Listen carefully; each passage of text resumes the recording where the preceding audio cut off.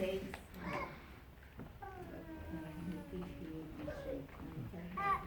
all leaders of all faiths who have gathered here, everyone in the hall and beyond. Assalamu alaikum wa rahmatullahi.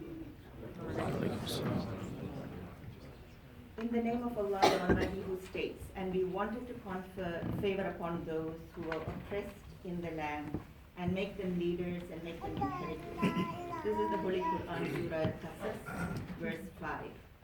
May His everlasting peace and blessings be upon His noble servant, our Master Muhammad, and his purified progeny. Allahumma salli ala Muhammad wa ali Muhammad. Allahumma salli ala Congratulations to the people of Iran on the 40th anniversary of the Islamic Republic, a struggle for independence, integrity, and identity preservation, where the Musa of our time ousted the Firaun of our time, a most powerful and imperial puppet of that time. On the 11th of January 1979, a political earthquake took place in the modern world. It was an unusual surprise for the world because no such revolution had ever taken place before or after. This glorious revolution was made possible by the martyrs, the pure blood of the martyrs of the revolution.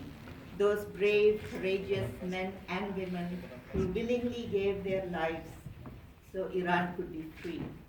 Today, Iran is advancing despite crippling sanctions, sabotage from notorious resource thieves by the thugs of today, by propaganda, software propaganda promoting Iranophobia, all of that. Despite that, today Iran is the most stable and politically powerful nation in the region. It is the only nation that maintains its revolutionary spirit even after 40 years. It continues to inspire many oppressed peoples around the world. Within 40 years, Iran has achieved unparalleled success in education, science, and technology. It tops gender equality in the region. Have you seen any other nation that has done so well? What is the principle that has driven both women and men of Iran to seek this freedom?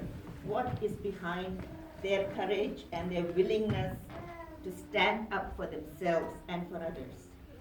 We have just observed the commemoration of the martyrdom of Sayyidah Fatima Zahra, salamullahi alayha, the blessed daughter of the Holy Prophet Muhammad.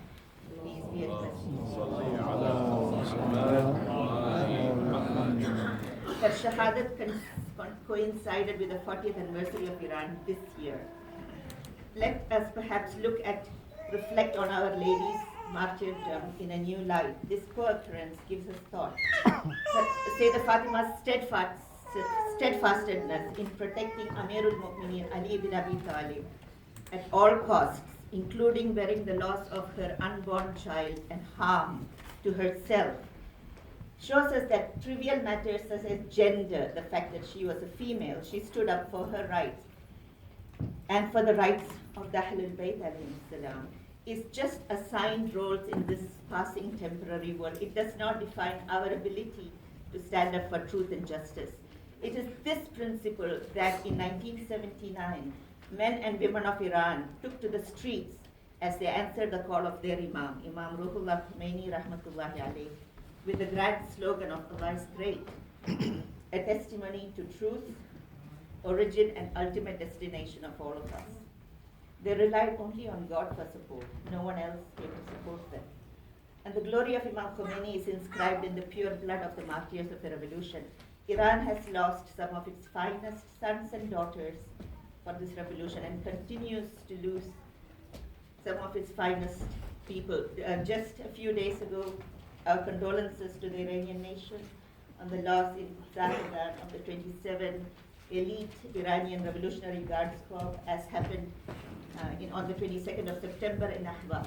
This continues to happen. A couple of people are killed here and there. 27 of them were killed in a suicide bomb attack. We need to look at why Iran has still continued with it despite the 40 years that have passed. They have continued to maintain their revolutionary spirit. And what is it behind it that gives them that strength to keep going? How is it that Despite all of this, they have advanced so much in the 40 years. If you can look at the chart, I've prepared a chart which compares before the revolution and after revolution in all of these scientific areas of science and technology and education. The next slide shows, yeah. The next slide, yeah, so it shows, I've just gathered a few things. I'm sure there is plenty more that we are able to show. This is available for on Google search. If you were to search it, it's there. So what is it that when they said to us that Islam and Islamic Republic would stop Iran from advancing, they would put Islam 100 years back. Imam Khomeini said we want to go 1,400 years back. That's where our aim is.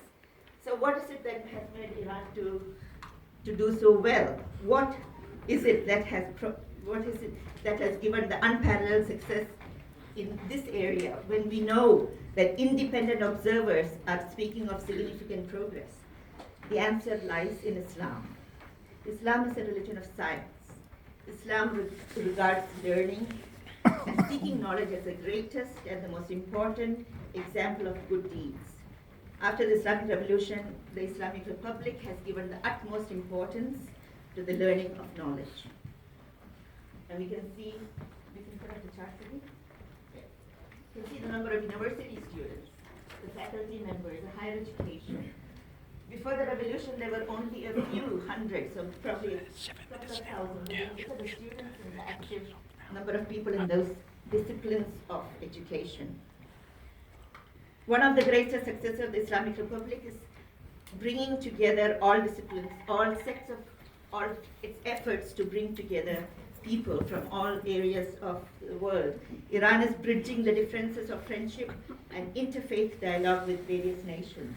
It has become an identity of universal Muslim unity and a symbol of freedom. What is it that keeps the revolutionary spirit alive today? That is something that, and I was recently in Iran, and I was saying, what gives people that continued spirit that existed 40 years ago? The same vigor you see that people, the young people, most importantly, the young people are still inspired by the revolution. What is it that keeps it going? Whereas revolutions that we know of, the Cuban Revolution, the French Revolution, a few years later it dies off. What is it that kept the Iranian Revolution going? And I have found in my research that just like Imam Hussein's revolution, it thrived. It had no hint of selfishness, no hint of impurity, and that's why it thrives today. Ashura and Arba'in, we see that it increases every year with renewed vigor. The reason is Imam Hussein's movement had complete sincerity in its actions, and it was for the sake of God that they did, that Imam Hussein and Bibi Zainab moved to reform society. The same we see reflected Imam Khomeini. Imam Khomeini's God-focused, God-aware attitude. He was aware of God in everything that he did, all the decisions he made. The seamless transition from Imam Khomeini to Ayatollah Khamenei, the current leader, shows the same kind of God-aware attitude. The decisions they make, the actions they take are always focused on God and what is bound by the limits of law, of the Islamic law. We wish all future success to the Islamic Republic of Iran. We hope all future success and continued revolutionary spirit for the people of Iran. Long live the Islamic Republic of Iran. Thank you for listening.